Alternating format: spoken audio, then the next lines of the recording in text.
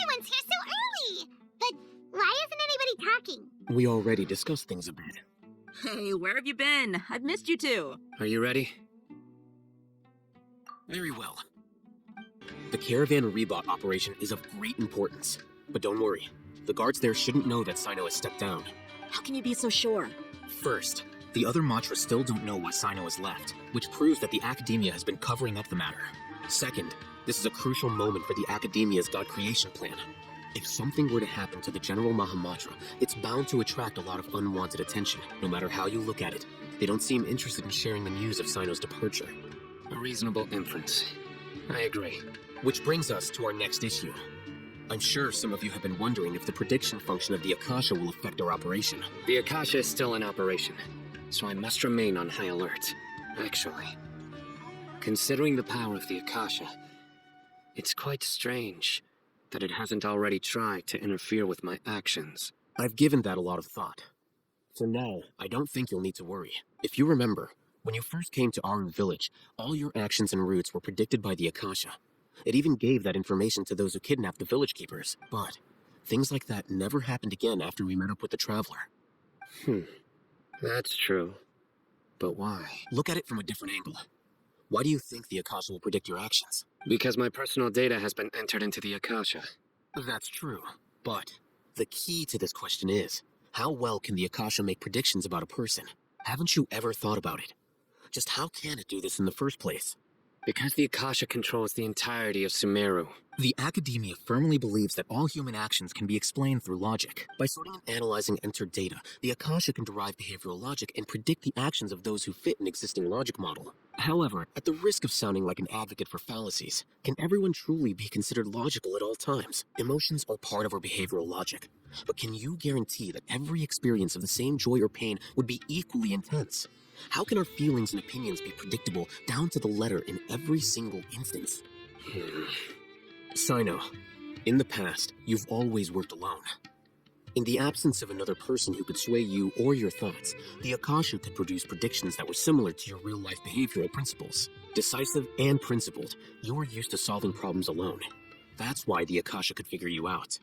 But now, you've joined a team. And I believe the Akasha hasn't yet figured out the full composition of it. Our thoughts and logic have intermingled and weaved themselves together to become a complicated, chaotic mess. Any one of us could potentially disagree with another. The Akasha lacks data on these interactions, and it's impossible for it to predict your actions in the future based on your decisions in the past. After all, there's probably a limit to just how much we can be modeled or controlled by data. So, in my opinion, you're probably safe for now. Makes sense to me. I agree. The Akasha is not alive, and I don't think we can be completely controlled by something without a mind of its own. Is that so? I guess there are things that even the Akasha cannot calculate, and people will not be forever trapped by the past.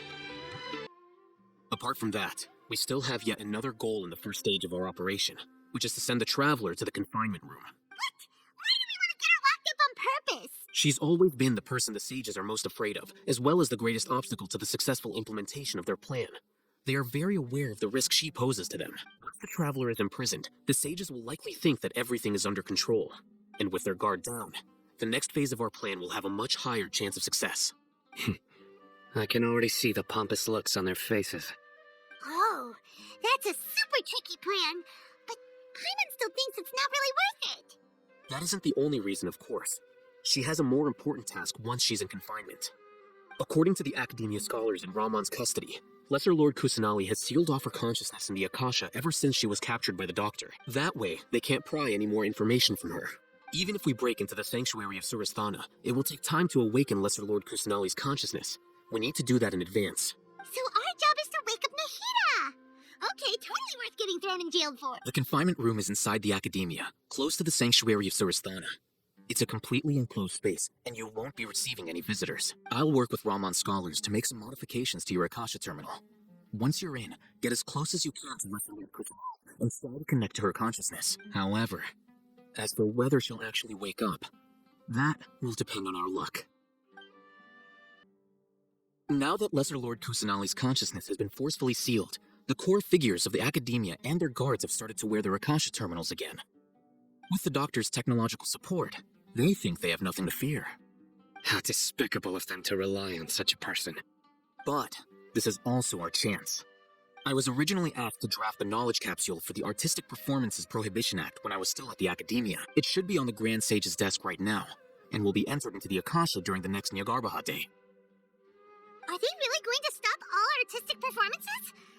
I'll make an identical knowledge capsule, but this time, I'll smuggle some misleading information into it. We only need to find an opportunity to switch the capsules. Once it's been entered into the Akasha on Nyargarbaha Day, if someone were to be seen performing in public, the sages would definitely use that opportunity to announce the ban, and so, the misleading information will be disseminated amongst the guards. Sure sounds complicated, but it seems like if everything goes well, we'll be able to get rid of all the guards in the Academia without any effort. That's pretty clever, getting right into their heads. I just have one question. Even if we manage to get the misleading info out to the guards, how can we be sure that they'll believe it? People who are used to relying on the Akasha become less inquisitive, and their ability to distinguish truth from misinformation is significantly reduced. They will view everything the Akasha releases to them as the unequivocal truth. The Akasha will turn humans into machines. I've seen it happen many times. Yikes. Good thing I didn't wear it for long when I was working in Sumeru City. At first, I thought it was a good thing, too. By the way, this plan still requires a performer, right? Do you have someone in mind? Nilu of Zubair Theater. I know her really well. We can trust her. I'm kinda hesitant to ask her to participate in a dangerous plan like this, but we can ask her in person. All right. After the guards and the Academia are gone, Then it'll be time for me and my stowaway brothers to shine. Are you sure this is gonna work? I gotta admit, it's bold. Color me impressed. It's worth a try. the point of discussion is to arrive at a solution. Let's cut the small talk and move to the next point. You're making